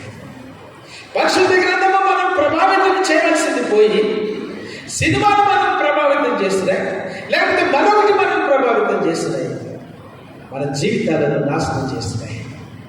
ప్రియంగా చాలా చేస్తున్నాయి. చెప్పినటువంటి మాట ఏంటంటే, పరిశుద్ధ గ్రంథము చదివి చెడిపోయినటువంటి వాడు ఈ ప్రపంచంలో లేనే లేడు. ప్రియంగా ఈ పరిశుద్ధ గ్రంథము చదవడం ద్వారా అనేక మంది జీవితాలు బాగుపడ్డాయి, అనేక మంది రక్షకుని దగ్గరికి వచ్చారు, అనేకమైన కుటుంబాలు కట్టబడ్డాయి. విడివిడిగా ఉన్నటువంటి కుటుంబాలు దేవుని యొక్క వాక్యము చేత కట్టబడ్డాయి. ఎంతో స్వార్థన, ఎంతో సమాధానము, ఎంతో నెమ్మది ఇచ్చినటువంటి గ్రంథము పరిశుద్ధ గ్రంథము. నీలో ఉన్నటువంటి పాపాన్ని దహించి వేస్తూ ఉంటుంది. ఆ పాపాన్ని నువ్వు విడిచిపెట్టేంత వరకు నీలో మంటలాగా మండుతూ ఉంటుంది. నువ్వు దాని గురించి తప్పించుకోలేవు. ప్రియ స్నేహితుడా, కొంచెం నీ హృదయాన్ని దేవుడికి ఇస్తే, కొంచెం వాక్యం లోపలికి వెళ్ళనిస్తే ఆ వాక్యమే కార్యం చేసుకుంటుంది. ఇది శక్తి కలిగినటువంటి వాక్యము, ఇది జీవం కలిగినటువంటి వాక్యము. దేవుని వాక్యము సజీవమై బలమగలై రెండంచులుగా ఎటువంటి ఖడ్గము కట్టిన వాడిగా ఉండి ప్రాణాత్మలను, కీళ్లను, మూలుగును విభజించినంత మట్టుకు దొరుచు. మన హృదయం యొక్క ఆలోచనలను, తలంపులను శోధించుచున్నది. ఎవరిని నేను ప్రేమ చేయాలి? పిల్లల, నాకు కూడా ఒక హీరో ఉండేవాడు. తర్వాత నన్ను ఎప్పుడు అడగండి ఆ హీరో ఎవరు, నీకు చెప్పడానికి కూడా నాకు ఇష్టం లేదు. నా హృదయం అంతా కూడా దేవుని యొక్క వాక్యంతో ఉంది కనుక అలాంటి హీరోల పేర్లు కూడా నేను ఎత్తడానికి ఇష్టపడేటట్లేదు. ఒకరోజు నేను చదువుకున్నట్టు రోజుల్లో పిల్లగా ఇక్కడ నుంచి పెద్దాపురం కాలేజీకి వెళ్ళాలి. సామర్లకోటలో బస్సు మారాలి, అక్కడి నుంచి వెళ్ళాలి. ఈ సామర్లకోటలో బస్ స్టేషన్లో ఉన్నప్పుడు పిల్లగా ఏంటంటే, అక్కడ రైల్వే స్టేషన్లో పెద్ద తారాజువులు వేస్తున్నారు. ఏంటి అనుకుంటే ఒక హీరో గారు వస్తున్నారంటే అప్పటికి నేను మారు మనసు పొందాను. కానీ నా హృదయం అంతా కూడా నా ఫేవరెట్ హీరోని చూడాలని, లోపల హృదయం చెప్తా ఉంది, వద్దు నీకు అది తగ్గదంటుంటే దాని మాట వినిపించుకోకుండా రైల్వే స్టేషన్కి వెళ్ళిపోయాను. ఆ హీరోని చూశాను. కొంచెం నిదాయించుకున్న తర్వాత నువ్వు చేసిన పని ఏంటి అని లోపల ఆత్మ నాతో మాట్లాడుతాను. ఆఫ్టర్ ఆల్ ఒక సినిమా హీరో కోసం ప్రభుని తాకట్టు పెట్టేసావా? నాతో మాట్లాడుతుంది అట్లా. నేను చాలా సిగ్గుపడ్డాను, కన్నీరు కాచాను. ఎందుకు ఒక ఫోర్స్ లేకపోతే ఒక ఎవరో నన్ను దోషుకుని వెళ్ళిపోతున్నట్లుగా నేను వెళ్ళిపోయినట్లుగా నిన్ను అట్లాగే చేస్తే జాగ్రత్త. ఈరోజు నా పిల్లల మీ సెల్లలో మీ హీరోని చూడొచ్చు, లేక మీ సెల్లలో ఇంకొకటి చూడొచ్చు. దేవుని ఆత్మ చెబుతూ ఉంటుంది, బైబిల్ గ్రంథం చదవని వ్యక్తమైతే దేవుని యొక్క వాక్యం నీతో మాట్లాడుతూ ఉంటుంది. అది తప్పు అని చెప్పినప్పుడు దానికి లోపడితే మనకు ఎంతో దేవుని ఉంటుంది. పరిశుద్ధ గ్రంథము ఇది అగ్నితో సమానమైనటువంటి గ్రంథము. ఇది మనకు పరిశుద్ధతను నేర్పిస్తుంది పిల్లగా. పరిశుద్ధ గ్రంథము పిల్లగా ఇంకోటి ఏంటంటే వివిధ రీతుల్లో మనల్ని పరిశుద్ధతలోకి నడిపిస్తూ ఉంటుంది పిల్లగా. మట్టి నుంచి ఐరన్ మనం వెలికి తీయాలంటే ఈ మట్టిలో ఉన్నటువంటి ఐరన్ మనకు రావాలంటే 6000 డిగ్రీల సెంటిగ్రేడ్ ఉష్ణోగ్రత ఉంటేనే కానీ అందులో ఉన్నటువంటి ఇనుము బయటకు రాదు పిల్లగా. అది ఇనుము కాబట్టి 6000 డిగ్రీల సెంటిగ్రేడ్ వరకు దాన్ని వేడి చేయాలి.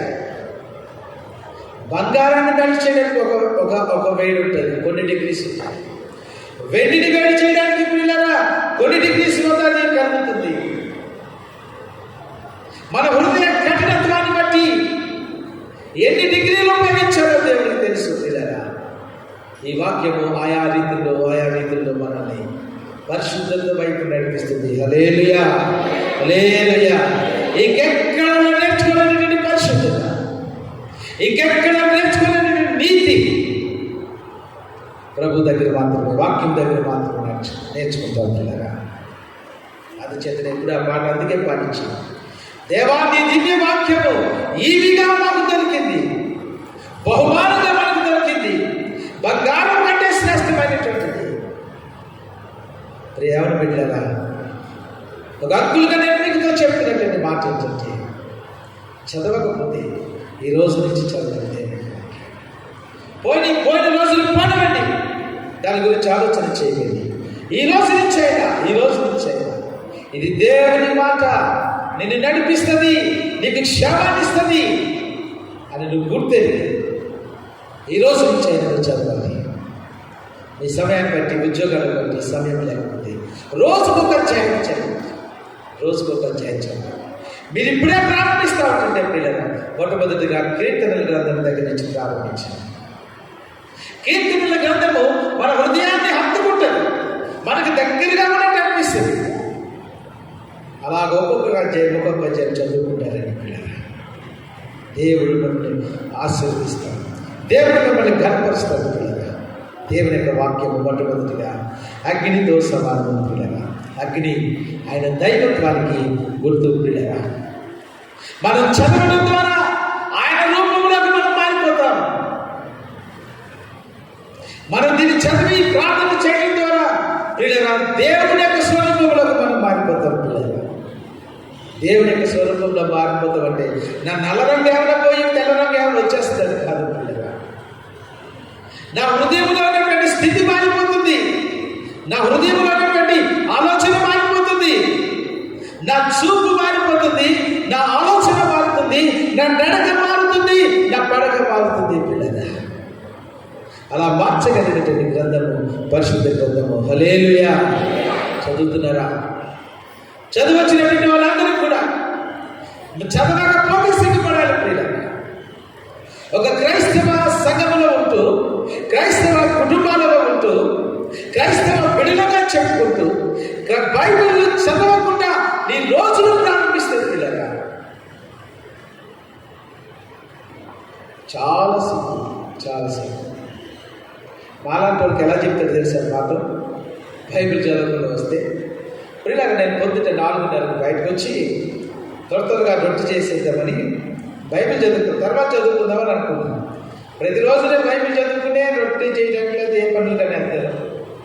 కాబట్టి ఈరోజు ఇంకా కొంచెం త్వరగా చేద్దామని వస్తువులకి మన డయాస్ మీద కుక్కలు ఇంచుమించు చాలా కుక్కలు ఉన్నాయి. వాటిని చూసినట్టు సరే కొంచెం వాటిని కొడదామనేసి నేను చినుకులు పడుతున్నాయి, చినుకులు ఇంకా పడుతున్నాయి. అప్పుడు వాటిని కొట్టేటువంటి క్రమంలో ఇలా వచ్చేస్తున్నాయని మళ్ళీ ఇంటిపాటు చేస్తాయనేసి నేను ఇలా వస్తే ఇక్కడే ఈ మెట్ల దగ్గర జారిపోయానమాట. వాటిని నడుముకి తగిలింది. ఎందుకు తగిలింది? ఇంత ఉదయాన్నే ఎందుకు తగిలింది ఆలోచన చేసుకుంది. కుక్కలు తరవటం ముఖ్యమా, బైబిల్ చదువుకోవడం ముఖ్యమా? దేవుడు నాతో అంత మాట్లాడుతుంటే నువ్వు కుక్కలు తరవటం ముఖ్యమా, బైబిల్ చదువుకోవడం ముఖ్యమా? మాట్లాడిన వాళ్ళకి అలాంటి స్థాయిలో ఉంటుంది. కాబట్టి దేవుని క్రమశిక్షణకు మనం గురి కావాలి. నువ్వు లెగిసావు అనంటే అది దేవుని కృప. దేవుని కృప నువ్వు గమనిస్తావు అనంటే వెంటనే బైబిల్ తెరిచావు. ప్రార్థన చేసుకో కొన్ని నిమిషాలు. నీ మనసును వాక్యం మీద పెట్టి కొన్ని నిమిషాలు ప్రార్థన చేసుకో. నీకు సమయం లేదు, డ్యూటీకి వెళ్ళాలి, ఒక అరగంట చేసుకో. ఆ డ్యూటీ నెమ్మదైన తర్వాత మళ్ళీ చదువు. అంతే తప్ప బైబిల్ చదవకుండా నువ్వు రోజులు ప్రారంభించదు. దయచేసి మీరు నా సొంత బిడ్డలు కనుక మిమ్మల్ని ఏ రీతిలో మీకు ఏ రీతిగా చెప్పినా నన్ను మన్నిస్తారు కనుక రాబట్టిగా నేను నీతో మాట్లాడుతున్నాను. ఎవరు బిడ్డ ఈరోజు నుంచి మనం మార్చుకుందాం.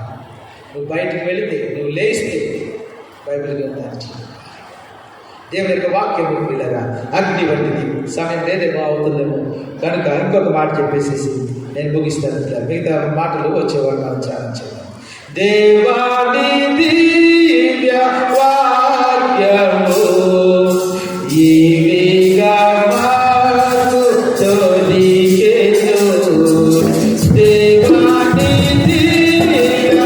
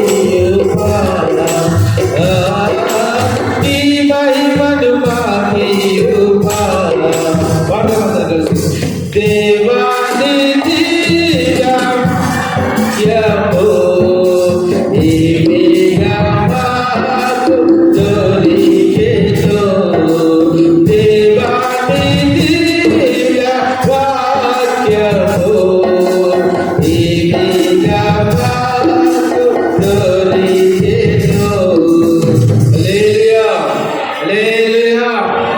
ఇంకొక మాట చెప్పి నేను ముగిస్తాను.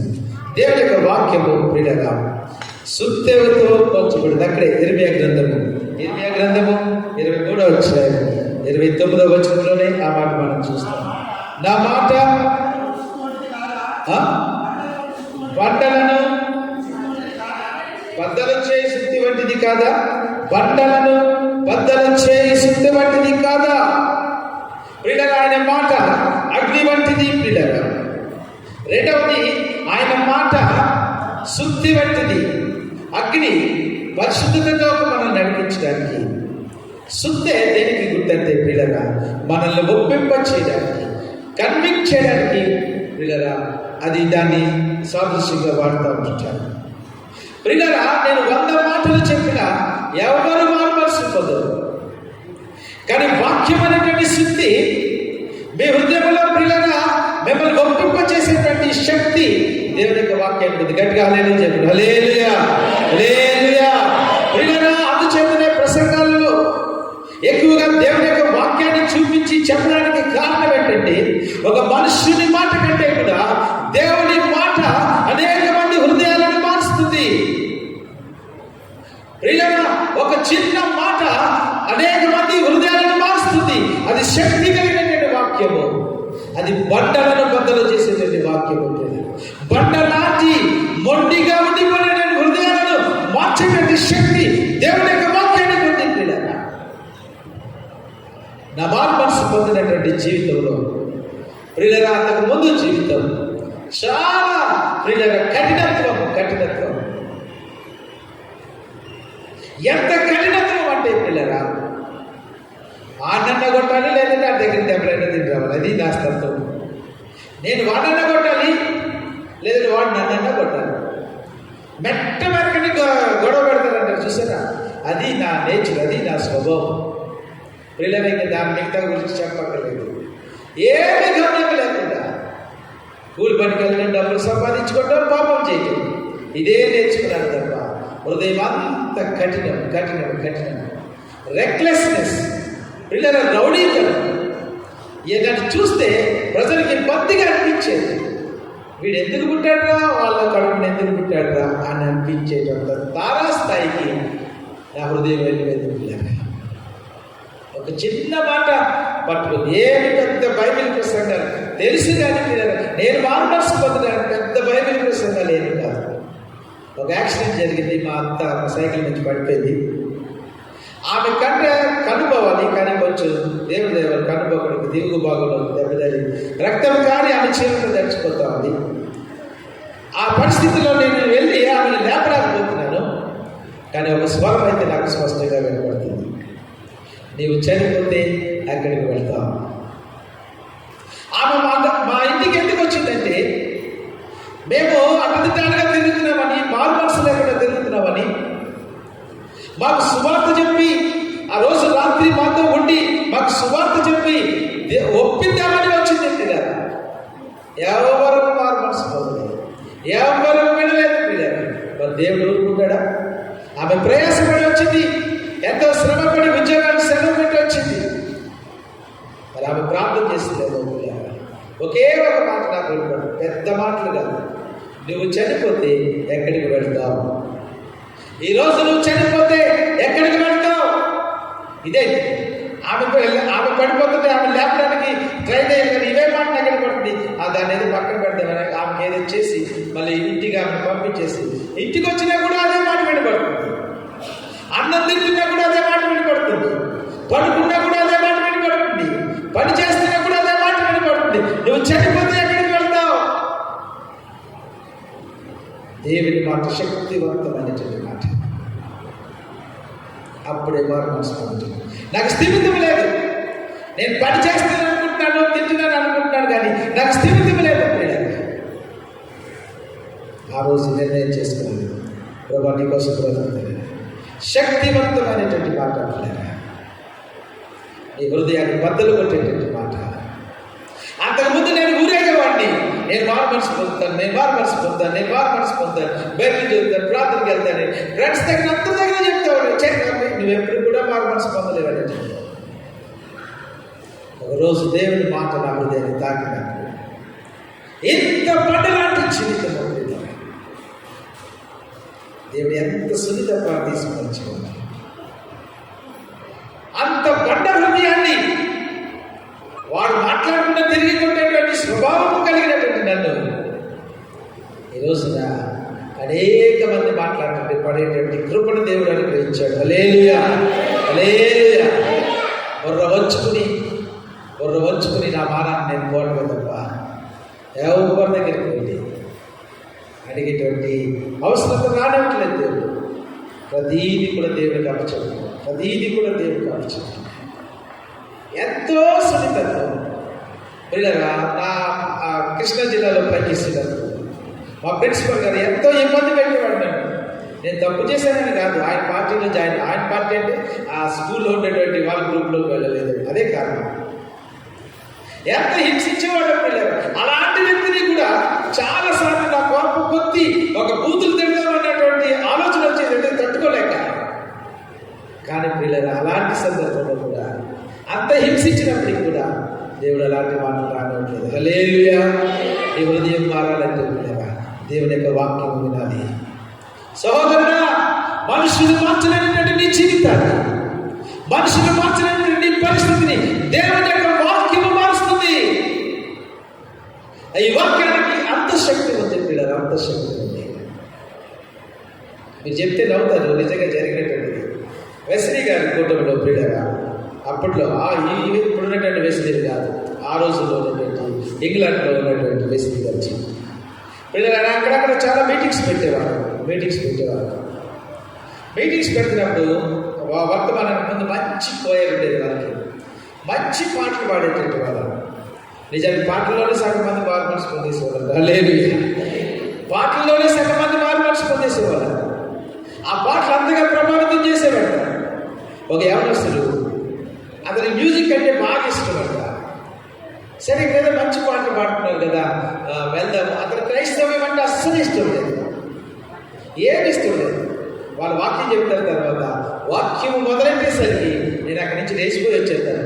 కానీ పాటలు వినడానికి మాత్రం మంచి సంగీతం ఉంది, పాటలు పాడుతున్నారు కనుక ఆ పాటలు ఎంజాయ్ చేసి వచ్చేద్దామనేసి ఈ యవనస్తుడు ఏం చేశారంటే, అక్కడికి వెళ్ళి వాళ్ళు పాటలు పాడుతూ ఉంటుంటే, పిల్లగా పాటలు పాడుతూ ఉంటుంటే ఆ పాటలు అంతా ఎంజాయ్ చేశాడు, బాగా ఉంది. ఇంకా ప్రసంగికుడు వచ్చాడు. వచ్చేస్తాడంటే ఇతనికి ఎందుకో లేకపోతే కావట్లేదంట, వెళ్ళిపోబుద్ధి కావట్లేదంట.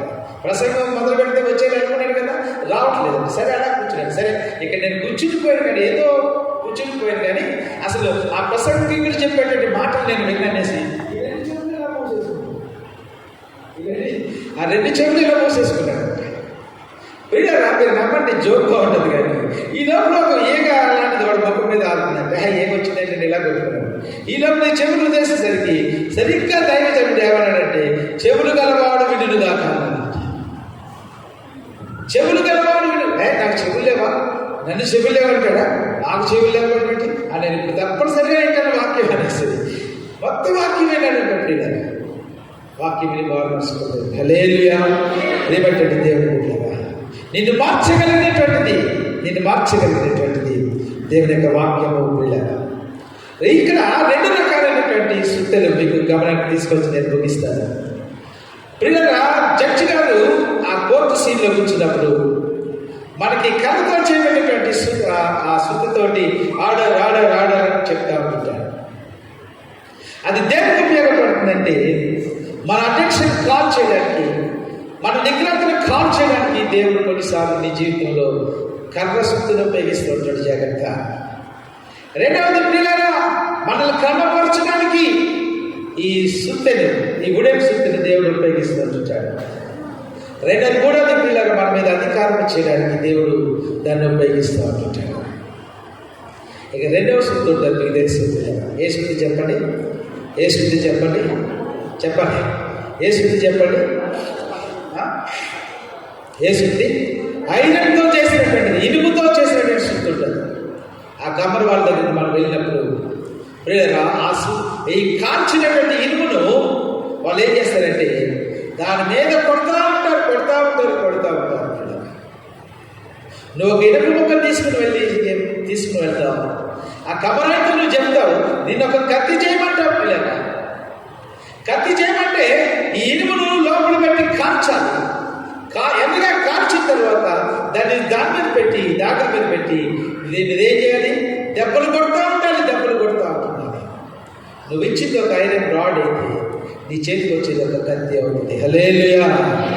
ఇది విశ్వాసంకి అన్వయిస్తాను. పిల్లగా, విశ్వాస జీవితాన్ని దేవుడు మార్చాలి అనుకుంటున్నప్పుడు, ఒక కొత్త కోణంలోకి నీ జీవితాన్ని తీసుకురావాలి అనుకుంటున్నప్పుడు, ఒక కొత్త ఉద్దేశంలో ఒక కొత్త వ్యక్తిని, ఒక ఇశ్రాయేలుని దేవుడు చూడాలనుకుంటున్నప్పుడు అతని తుంటె పెరగాలి. యాకోబుని కాదు దేవునికి కావాల్సింది. యాకోబుని మన కొలువులో పెడితే ఇశ్రాయేలు అనేటువంటి వాడు బయటకు వచ్చాడు. ఇశ్రాయేలుని చూడాలంటే యాకోబు తుంటె పెరగాల్సిందే. విశ్వాస జీవితంలో శ్రమలు వస్తున్నాయని ఆందోళన చెందుతున్నావా? నిన్న ఒక కొత్త వ్యక్తిగా చూడాలనుకుంటున్నాడు. ఒక పరిశుద్ధమైనటువంటి వ్యక్తిగా దేవుడు నిన్ను చూడాలనుకుంటున్నాడు. పరిశుద్ధత కలిగినటువంటి దేవుని బిడ్డగా దేవుని సమాజంలో నిన్ను నిలబెట్టాలని నీ షేప్ మారుస్తూ ఉంటున్నాడు, నీ ఆకారం మారుస్తాడు. కంగారు పడిపోకు. నిన్ను కాల్చేయాలని కాదు, నీ ఆకారాన్ని మార్చాలి. నీ పాత స్వభావాన్ని తీసివేయాలి. నీ పాత స్వభావం తీసివేయాలంటే నువ్వు కాల్చగలవు. ఇనుప శుద్ధి దానికి ఉపయోగిస్తారు. దేవుడు వేస్తా ఉంటాడు. నేను ఇంత ప్రార్థన పరునండి, నాకు ఎందుకు ఈ శ్రమ? వేస్తాడు దేవుడు నీకు. నేను ఇంత వాక్యం చదువుతున్నానండి, ఎందుకు ఈ శ్రమ? వేస్తాడు దేవుడు నీకు.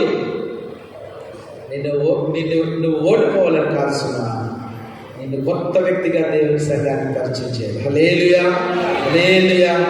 ఈ వాక్యమైనటువంటి శుద్ధి దగ్గరికి మనం వస్తామా? పిల్లరా, నేను నిజంగా వాక్యం చదువుతూ ఉంటున్నాను. కొన్ని దీవెనకరమైనటువంటి మాటలు కూడా ఉంటాయి. అక్కడ కూడా మనం ఆగిపోతాం. దేవుడిని ఏదైనా దీవిస్తున్నట్లయితే అక్కడ కూడా మనం ఆగిపోతాం. కొన్నిసార్లు పరిశుద్ధ గ్రంథం ద్వారా దేవుడు మనల్ని హెచ్చరిస్తూ ఉంటాడు. అక్కడ కూడా మన ధ్యానం ఆగిపోతుంటుంది. ఏ పాపం అయితే దేవుడు చూపిస్తున్నాడు, ఆ పాపాన్ని ఒప్పుకుని విడిచిపెట్టినప్పుడు గొప్ప ఆశీర్వాదం మనం పొందుతాం. దయచేసి మోకరించండి. మిగిలిన విషయాలు దేవుడి చేతికైతే వచ్చారు మనం ధ్యానం చేస్తాం. ప్రియ దేవుడి బిడ్డ, ప్రియ దేవుడి బిడ్డ, మోసే చేతిలో ఉన్నటువంటి కర్ర ధర్మశాస్త్రానికి గుర్తు, ధర్మశాస్త్రానికి గుర్తు. ధర్మశాస్త్రం నువ్వు పాపమని చెప్తుంది, ధర్మశాస్త్రం నువ్వు పాపమని నిరూపిస్తుంది. ధర్మశాస్త్రం చెప్పినటువంటి 100 విషయాలలో 99 నువ్వు చేసి ఒకటి మానేసినా కూడా నువ్వు పాపమే, నీకు శిక్ష రావాలి. కానీ అహరోను చేతిలో ఉన్నటువంటి కర్ర కృపకు సాదృశ్యంగా ఉంది. ఆ వ్యక్తి మీద వేసేటువంటి ఆ శిక్ష నా మీద వేయింది.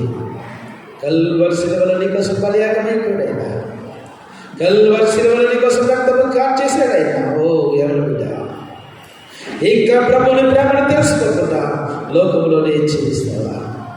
ఓ సగ బిడ్డలారా, ఇంకా ప్రభుని ప్రేమను తెలుసుకోకుండా నువ్వు పొందాల్సిన శిక్షను ఆయన మీద వేసేసుకుని, ఓ పిల్లరా, ఎంత శ్రమ పొందాడో తెలుసా? దీనుడైపోయాడు. అంతవరకు రొట్టెలు తిన్న వాళ్ళు ఎక్కడున్నారో కనిపించలేదు. అంతవరకు తండోలుగా వెంబడించిన వాళ్ళు ఎక్కడున్నారో కనిపించలేదు. నా ప్రభు ఒంటరివాడు అయిపోయాడు. శిష్యులు ఎక్కడికి పోయారో తెలియదు, పారిపోయారు, ప్రభువును విడిచిపోయారు. ఒంటరివాడు. ప్రతి మానవుడి యొక్క శ్రమ ఆయన మీద వేసుకుని కల్వరి శిలువలో నీ కోసం యాగమైంది. కృపాది ప్రభు కృపను వ్యర్థముగా మనం చేయకుండా నీ ఎడలాంటి కృప ఉంటుండగానే నువ్వు ఇంకా బ్రతికి పట్టగలదు. నీ ఉద్యోగము, వ్యాపారము ఏదో చేసుకుంటూ ఉండగానే ఆ కృప దగ్గర రమ్మని బ్రతుకులు ఆడుకుంటున్నారు. ఎన్నడూ కూడా కృపను తక్కువ అంచనా వేసుకుని నీ జీవితంలో నీకు అనుగ్రహించినటువంటి కృపను పోగొట్టుకోవద్దు. ప్రియమైన బిడ్డ, నువ్వు రాత్రులు పరిగెత్తి చేసినటువంటి పాపం కోసం, ప్రియమైన బిడ్డ, దేవుని సంగమా, నువ్వు చేతులతో చేసినటువంటి పాపాల కోసం, హృదయంతో చేసినటువంటి పాపాల కోసం, ఎంత హృదయం పిల్లగా ఘోరమైనటువంటి వ్యాధితో పరిశుద్ధపరచడం తల్లి, అమ్మా పరిశుద్ధపరచడం తల్లి. వస్తావా ప్రభు దగ్గరికి రచన ఇస్తావా నీ జీవితాన్ని? పరిశుద్ధ గ్రంథాన్ని చదువుతూ నేర్చుకో. ఎన్నడూ కూడా ఈరోజు నేను బైబిల్ చదువుకోలేదన్నట్టు మాట ఇక్కడి నుంచి రాగలుగుతాను.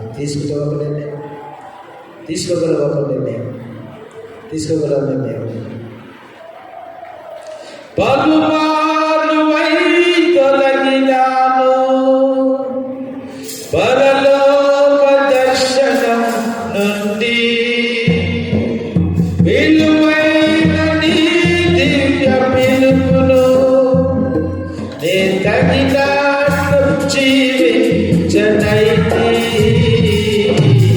అయినా నీ ప్రేమతో నన్ను దరి చేర్చినావు. అందుకే కైగొనమ్మా శేష జీవితం. ఇదిగో దేవా నా జీవితం, ఆపాదమస్తకం నీకంకితం. ఇదిగో దేవా నా జీవితం. జీవితము ఆపాద మస్తకం జీవితం శరణము నీ చరణము శరణము నీ చరణము శరణము నీ చరణము శరణము నీ చరణము ఇదిగో దేవా నా జీవితము ఆపాద మస్తకం జీవితము ఇదిగో దేవా నా జీవితము ఆపాద మస్తకం జీవితం. ప్రార్థన చేసుకుందాం. పిల్లలు ఒక నిర్ణయం తీసుకుని వెళ్దామని ఇక్కడి నుంచి నిర్ణయం లేకుండా ఇక్కడి నుంచి వెళ్ళదు. దయచేసి నువ్వు ఎప్పుడు చదువుతావా టైం దేవుడికి ఇచ్చావు. ఉదయం చదువుతావా, మధ్యాహ్నం చదువుతావా, సాయంకాలం చదువుతావా, నీ డ్యూటీని బట్టి, నీకున్నటువంటి టైంని బట్టి, నీకున్నటువంటి అవైలబిలిటీని బట్టి వాక్యం అయితే మాత్రం చదవాలి. చేసుకోక నిర్ణయం చేసుకో. చదవచ్చినటువంటి ప్రతి బిడ్డ ఈరోజు వాక్యం అయిన తర్వాత ఈరోజు వాక్యం ప్రభువా నాకు ఒక సమయాన్ని దయచేయండి, నా నిర్ణయానికి ఆమోదించండి తండ్రి. రోజు ముగించే లోపల నాయన నేను వాక్యం చదువుకోవాలి. నీతో మాట్లాడకుండా, నువ్వు నాతో మాట్లాడకుండా నేను రోజును ముగించలేను స్వామి. ఇంతవరకు నాకు తెలియదు కనుక ప్రభా నిర్లక్ష్యం చేశాను. నా నిర్లక్ష్యాన్ని క్షమించండి తండ్రి. ప్రభా వాక్యం చదువుకుని నాకు నేర్పించండి, వాక్యం నాకు అవగాహన చేయి, వాక్యం నాకు అర్థం చేయి. వాక్యాన్ని చదివిన తర్వాత వాక్యానుసారమైన జీవితం నాకు దయచేయండి స్వామి. ప్రార్థన చేసుకుంటాం. పరిశుద్ధుడైన తండ్రి ప్రేమగా చేసుకుంటున్నాం. ఈ పరిశుద్ధ నామాన్ని వందనాలు స్తోత్రాలు చెల్లిస్తున్నాం తండ్రి. నా ప్రభువా, నా దేవా, నాయన తండ్రి. ప్రభు వాక్యం ఎంత ఇంపార్టెన్స్ తండ్రి. ఇంకా ప్రభు ఇంకా ధ్యానించలేదు. నేను 2 విషయాలు మాత్రం ధ్యానించాను. ఈ వాక్యాన్ని వంటిది తండ్రి. మాలో పాపాన్ని దహించలేదు. పరిశుద్ధ మాలో పాపాన్ని స్పష్టంగా చూపించండి, దహించలేదు. పరిశుద్ధులుగా మమ్మల్ని తీర్చండి తండ్రి. నీతిమంతులుగా మమ్మల్ని తీర్చండి తండ్రి. నీ స్వాతంత్ర్యంలో మాకు దయచేయండి. అయినా నీ వాక్యం శుద్ధిపరచండి. వారు చక్కగా జీవితాలు, బండబాటుపరమైన జీవితాలు, కఠినమైనటువంటి రాత్రి సమానమైన జీవితాలు ప్రభా మీ వాక్యం ద్వారా మార్చండి. ప్రభా ఇంకా ఏ అవస్థ లోపడలేదు, ఇంకా ఏ అవస్థ లోపడలేదు, ఇంకా ఏ అడ్డైతే కావలేదు లోపడలేదు. ప్రభువా మీ వాక్యం మాట్లాడండి. ఈ వాక్యం ప్రభా విశ్వాసం లేదా కొత్త శేపుడు విశ్వాసం ఇస్తున్నావు ప్రభువా మన సహాయం చేయండి. నేను మరింత పట్టుదల